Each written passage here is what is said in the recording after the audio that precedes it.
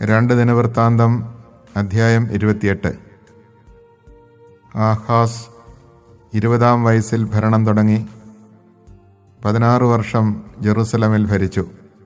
എന്നാൽ തൻ്റെ പൂർവികനായ ദാവീദിനെ പോലെ അവൻ കർത്താവിൻ്റെ മുൻപിൽ നീതി പ്രവർത്തിച്ചില്ല. അവൻ ഇസ്രായേൽ രാജാക്കന്മാരുടെ മാർഗത്തിൽ ചരിച്ചു. ബാലിന് വിഗ്രഹങ്ങൾ വാർത്തുണ്ടാക്കി ബെൻഹിന്നോം താഴ്വരയിൽ ധൂപം അർപ്പിച്ചു. ഇസ്രായേലിൻ്റെ മുൻപിൽ നിന്ന് കർത്താവ് തുരത്തിയ ജനതകളുടെ മ്ലേച്ഛാചാരങ്ങളെ അനുകരിച്ച് അവൻ സ്വപുത്രന്മാരെ ഹോമിച്ചു. പൂജാഗിരികളിലും മലകളിലും ഓരോ പച്ചമരത്തിൻ്റെയും ചുവട്ടിലും അവൻ ബലിയും ധൂപവും അർപ്പിച്ചു.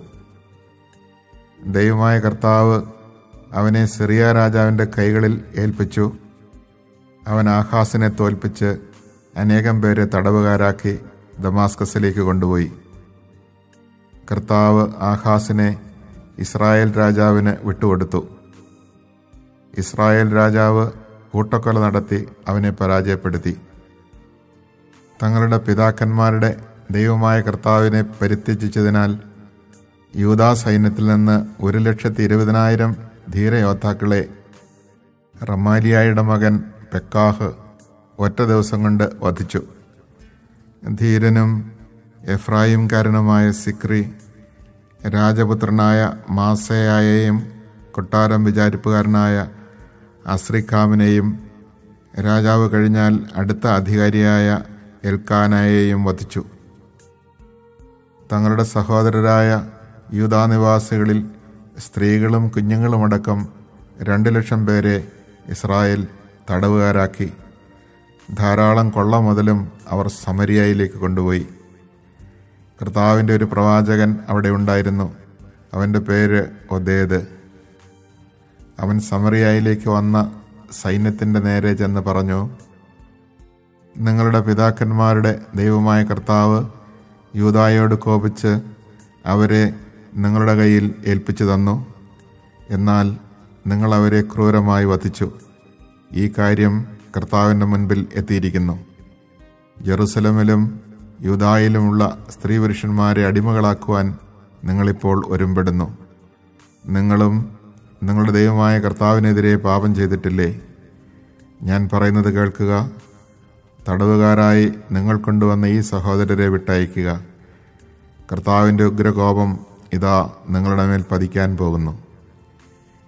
യോഹന്നാൻ്റെ മകൻ അസറിയ, മെഷില്ലമോത്തിൻ്റെ മകൻ ബറക്കിയ, ഷല്ലൂമിൻ്റെ മകൻ യഹിസ്കിയ, ഹദ്ലായിയുടെ മകൻ അമാസ എന്നീ എഫ്രായി നേതാക്കന്മാർ യുദ്ധത്തിൽ നിന്ന് മടങ്ങി വന്നവരോട് പറഞ്ഞു, തടവുകാരെ നിങ്ങൾ ഇങ്ങോട്ട് കൊണ്ടുവരരുത്. കൊണ്ടുവന്നാൽ കർത്താവിൻ്റെ മുൻപിൽ നാം കുറ്റക്കാരാകും. നമ്മുടെ പാപങ്ങളും അകൃത്യങ്ങളും പെരുപ്പിക്കാനാണ് നിങ്ങൾ തുനിയുന്നത്. ഇപ്പോൾ തന്നെ അത് ഘോരമാണ്. ഇസ്രായേലിനെതിരെ കർത്താവിൻ്റെ ക്രോധം ജ്വലിക്കുന്നു. അപ്പോൾ പടയാളികൾ തടവുകാരെയും കൊള്ളവസ്തുക്കളെയും പ്രഭുക്കന്മാരുടെയും സമൂഹത്തിൻ്റെയും പക്കൽ ഏൽപ്പിച്ചു. പ്രത്യേകം നിയുക്തരായ ആളുകൾ തടവുകാരെ ഏറ്റെടുത്തു. കൊള്ള മുതലിൽ നിന്ന് ആവശ്യമായവ എടുത്ത് നഗ്നരായവരെ ഉടുപ്പിച്ചു, ചെരുപ്പ് ധരിപ്പിച്ചു. അവർക്ക് ഭക്ഷണപാനീയങ്ങൾ നൽകി, തൈലം പൂശി, തളർന്നവരെ കഴുതപ്പുറത്ത് കയറ്റി. അങ്ങനെ ഈന്തപ്പനകളുടെ നഗരമായ ജെറീക്കോയിൽ അവരുടെ സഹോദരരുടെ അടുത്തെത്തിച്ചു. അനന്തരം അവർ സമറിയയിലേക്ക് മടങ്ങി. ഏദോമ്യർ യൂദായെ ആക്രമിച്ചു. അനേകരെ തടവുകാരാക്കിയപ്പോൾ ആഹാസ് രാജാവ് അസീറിയ രാജാവിൻ്റെ സഹായം അപേക്ഷിച്ചു. ഫിലിസ്ത്യരും യൂദായ്ക്കെതിരെ തിരിഞ്ഞു. അവർ ഷെഫേലായിലെയും നെഗബിലെയും നഗരങ്ങളെ ആക്രമിച്ച് ബെത്ഷേമഷ്, അയ്യാലോൺ, ഗദറോത്ത് എന്നിവയും സൊക്കോ, തിമ്ന, ഗിംസോ എന്നിവയും ചുറ്റുമുള്ള ഗ്രാമങ്ങളും പിടിച്ചടക്കി അവിടെ വാസമുറപ്പിച്ചു. ഇസ്രായേൽ രാജാവായ ആഹാസ് ദുർവൃത്തനും കർത്താവിനോട് വിശ്വസ്തത പുലർത്താത്തവനും ആയിരുന്നതിനാൽ കർത്താവ് യൂദായുടെ അധഃപതനത്തിന് ഇടവരുത്തി. അസീറിയ രാജാവായ തിൽഗത് പിൽനേസർ അവനെ സഹായിക്കുന്നതിന് പകരം ആക്രമിച്ച് പീഡിപ്പിച്ചു. ആഹാസ് ദേവാലയത്തിലും രാജകൊട്ടാരത്തിലും പ്രഭുക്കന്മാരുടെ ഭവനങ്ങളിൽ നിന്ന് ധനം ശേഖരിച്ച് അസീറിയ രാജാവിന് കപ്പം കൊടുത്തു. എന്നാൽ ഉപകാരമുണ്ടായില്ല. ദുരിതം വന്നപ്പോൾ ആഹാസ് രാജാവ് കർത്താവിനോട് കൂടുതൽ അവിശ്വസ്തത കാണിച്ചു. സിറിയ രാജാക്കന്മാരെ അവരുടെ ദേവന്മാർ സഹായിച്ചു. ആ ദേവന്മാർക്ക് ബലിയർപ്പിച്ചാൽ അവർ എന്നെയും സഹായിച്ചേക്കും എന്ന് പറഞ്ഞ് തന്നെ തോൽപ്പിച്ച ദമാസ്കസിലെ ദേവന്മാർക്ക് ആഹാസ് ബലിയർപ്പിച്ചു. അത് അവൻ്റെയും രാജ്യത്തിൻ്റെയും വിനാശത്തിന് കാരണമായി. അവൻ ദേവാലയത്തിലെ ഉപകരണങ്ങൾ ഒരുമിച്ച് കൂട്ടി ഉടച്ചു. കർത്താവിൻ്റെ ആലയം പൂട്ടി. ജെറൂസലേമിൻ്റെ എല്ലാ മുക്കിലും മൂലയിലും ബലിപീഠങ്ങൾ സ്ഥാപിച്ചു. യൂദായിലെ നഗരങ്ങളിലെല്ലാം അന്യദേവന്മാർക്ക് ധൂപമർപ്പിക്കുന്നതിന് പൂജാഗിരികൾ നിർമ്മിച്ചു. അങ്ങനെ തൻ്റെ പിതാക്കന്മാരുടെ ദൈവമായ കർത്താവിനെ അവൻ പ്രകോപിപ്പിച്ചു. അവൻ്റെ ഇതര പ്രവർത്തനങ്ങളും രീതികളും ആദ്യന്തം യൂദായിലെയും ഇസ്രായേലിലെയും രാജാക്കന്മാരുടെ പുസ്തകത്തിൽ രേഖപ്പെടുത്തിയിട്ടുണ്ട്. ആഹാസ് പിതാക്കന്മാരോട് ചേർന്നു ജെറൂസലം നഗരത്തിൽ സംസ്കരിക്കപ്പെട്ടു. എന്നാൽ ഇസ്രായേൽ രാജാക്കന്മാരുടെ കല്ലറയിലല്ല. മകൻ Hezekiah ഭരണമേറ്റു.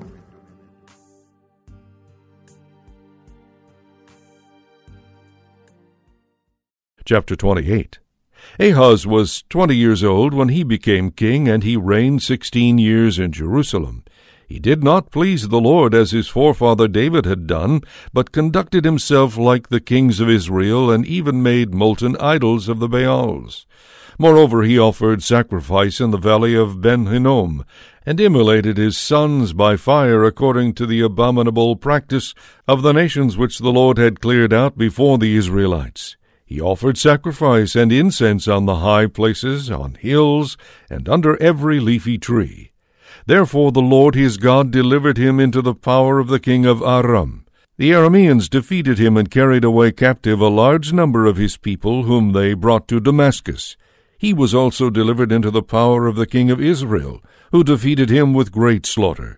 For Pekah, son of Remaliah, slew 120,000 of Judah in a single day, all of them valiant men, because they had abandoned the Lord, the God of their fathers.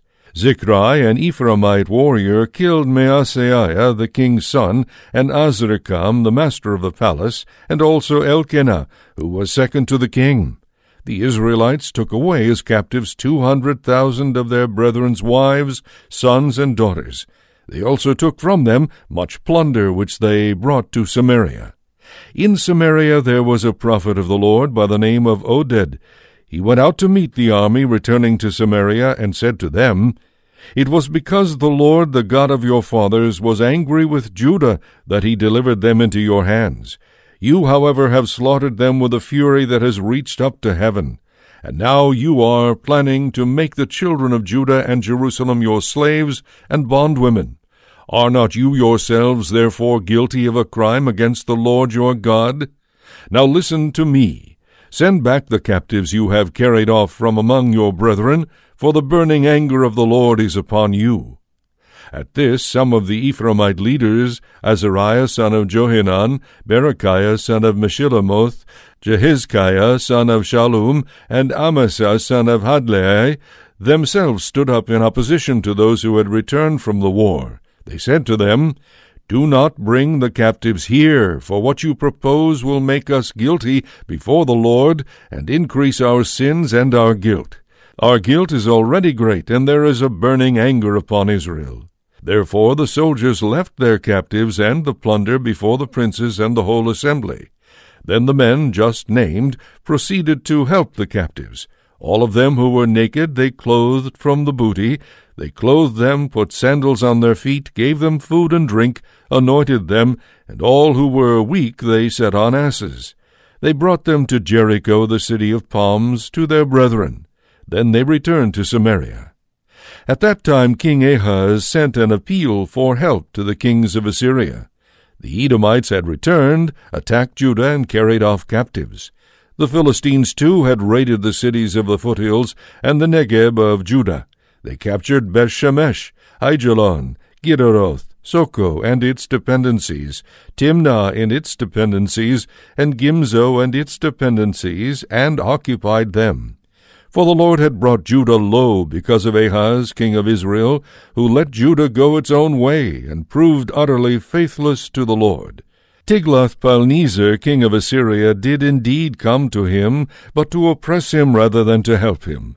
Though Ahaz plundered the Lord's house and the houses of the king and the princes to make payment to the king of Assyria, it availed him nothing. While he was already in distress, the same king Ahaz became even more unfaithful to the Lord.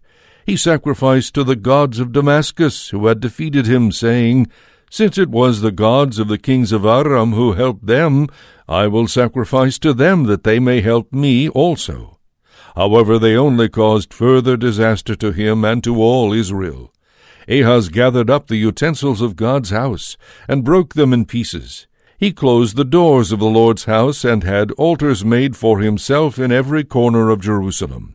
In every city throughout Judah he set up high places to offer sacrifice to other gods. Thus he angered the Lord, the God of his fathers.